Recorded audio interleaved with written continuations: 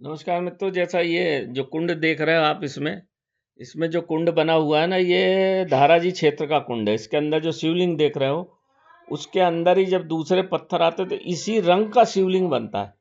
वो शिवलिंग धाराजी यानी गर्भ धारण। आप देवास से पिपरिया, उदयनगर, उदयनगर से पिपरिया, पिपरिया से धाराजी एक स्थान था जो इस समय 385 फीट पानी में डूबा हुआ है।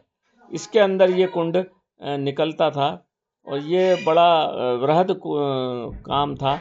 इसमें घूर्णन शिवलिंग निकलते थे, उनको निकालकर लोग उपयोग करते थे। अब तो वो डूब गया है कुंड, पानी वहाँ पूरा भर चुका है, कुछ नहीं दिखता वहाँ। इस तरह से ये घूर्णन शिवलिंग के निकलने का स्थान है, और इसको ठीक से देख लें, पहचान लें तो बढ़िया रहेगा। नमस्कार मित्रों, मैं जय महाकाल आयुर्वेद, जैसा मेरा ये आप जानते ही है 9165823800 मेरा मोबाइल नंबर है। मैंने बीच में एक ये शिवलिंग जो नर्मदेश्वर शिवलिंग, इनका वीडियो डाला था। नर्मदा जी एक ऐसी पवित्र नदी है, लगभग एक तरफ का 1325-26 किलोमीटर की यात्रा पड़ती है। तो 13 दूनी 26 और साढ़े 2600 किलोमीटर में पूरी यात्रा हो जाती है, परिक्रमा। और आज बड़ा दुखद समाचार भी है, क्योंकि सीताराम जी बाबा, मैं कई बार उनसे मिला हूँ। आज उनका अमावस्या, आज जो एकादशी है, मोक्ष एकादशी, उस दिन बाबा ने अपने ब्रह्मलीन हुए हैं। ये बड़ा आशीर्वाद की बात है। वो साक्षात हनुमान जी ही थे। मैंने कई अनुभव उनके मेरे साथ, और आशीर्वाद भी है उनका। तो नर्मदा के तट पर ही उनका जीवन रहा। तो बड़े बड़े संत, मैंने जैसा आपको बताया था कि बड़े बड़े नर्मदा के किनारे बहुत बड़े बड़े दिव्य संत हैं, उनकी महिमा अपार है। तो नर्मदा जी अमरकंटक से जैसे ही निकलती हैं, अमरकंटक से निकलने के बाद आती है नेमावर, मतलब मंडला वगैरह होती हुई नेमावर में उनकी नाभि है। उनका कटी प्रदेश है, जो किटी रेस्ट हाउस जो बना हुआ था जहाँ इंदिरा गांधी आई थी, वो कटी प्रदेश है। आगे और गए तो धाराजी, वहाँ उनका गर्भ स्थान है, वहाँ 300 फीट पानी है, वहीं ये शिवलिंग निकलते थे। उसके आगे ओमकारेश्वर चले जाओ तो ओमकारेश्वर पर्वत के दोनों तरफ 2 टांग से होती हुई फिर वो आगे मिलके खंबात की खाड़ी में चली जाती। तो इस तरह से नर्मदा जी का हर पत्थर संकर होता है, परंतु इस रंग के शिवलिंग कम मिलते हैं। जो घूर्णन, मैं आपको इसमें छोटा सा वीडियो मेरे पास था जो मैं वहाँ बनाया था जब पानी नहीं था वहाँ, वो इसके साथ अटैच कर दूंगा। वहाँ जब पानी गिरता था नीचे, तो धारा जी में धारण गर्भ स्थान था नर्मदा जी को, वहाँ ये शिवलिंग निकलते थे।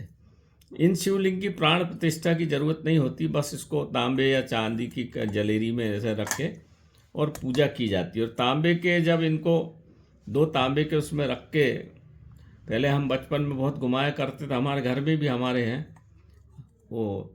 तो परीक्षा देने के बाद अगर सीधे हाथ तरफ घूमे तो हम पास मान लेते थे, और उल्टे हाथ तरफ घूमे तो अपने को फेल होना मालूम होता था। ऐसे हम ये देखो, ये ऐसे घूमते हैं मेरी, ये जैसे इनको नीचे ये तांबे का सिक्का है पुराने ज़माने का, और ये तो ऐसे ये घूमते हैं। ये